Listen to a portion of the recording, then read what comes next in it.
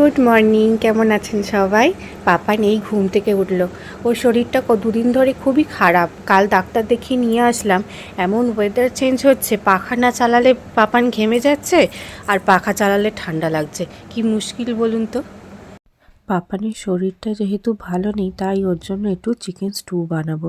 তাই দু কুচো আলু, দু কুচো পেঁপে আর একটু গাজর নিয়ে নিয়েছিলাম।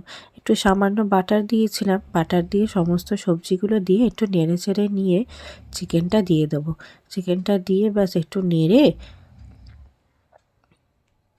একটু হলুদ গুঁড়ো, একটু নুন, একটু ধনে গুঁড়ো আর একটু গোলমরিচ, ব্যাস আর কিছু দেবো না। দিয়ে এবার জল দিয়ে বসিয়ে দেবো। দিয়ে 15 থেকে 20 মিনিট করলেই ব্যাস রেডি চিকেন স্টু।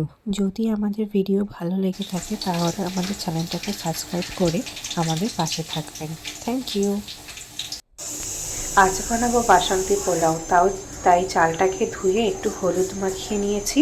তারপর একে একে গরম মশলা, ঘি, গোটা গরম মশলা আর একটা তেজপাতা দিয়ে এবার ম্যারিনেট করে 10-15 মিনিটের মতো রেখে দেবো।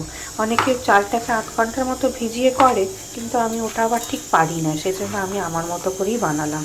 ওপাশে একটু গরম জল বসিয়ে দিয়েছি। ফুটন্ত গরম জল না হলে ওটা আবার ভালো হয় না।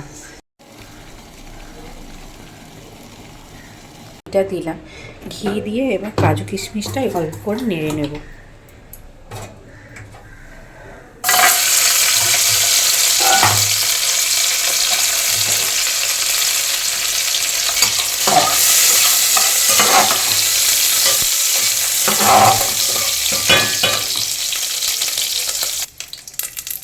নাড়াচাড়া হয়ে গেছে, এবার চালটা দিয়ে দেবো।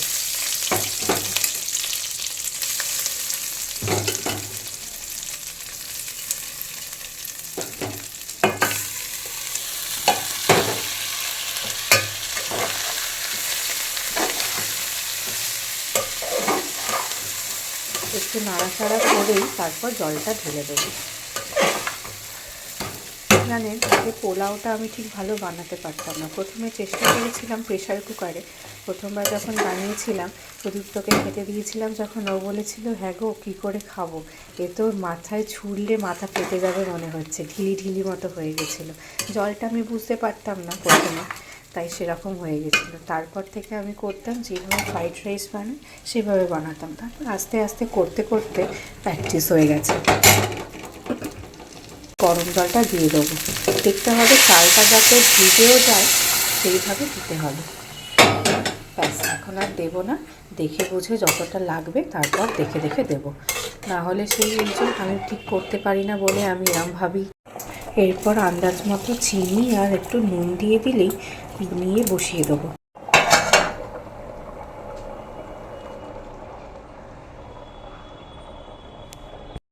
ব্যাস হয়ে গেছে একদম ঝুরঝুরে পোলাও। মাঝখানে একটু সামান্য জল দিয়েছিলাম, তবে বেশি না। জলটা টেনে নিতেই এরকম ঝুরঝুরে হয়ে গেছে। বাসন্তী পোলাওয়ের সাথে চিকেন কষা একদম পারফেক্ট কম্বিনেশন।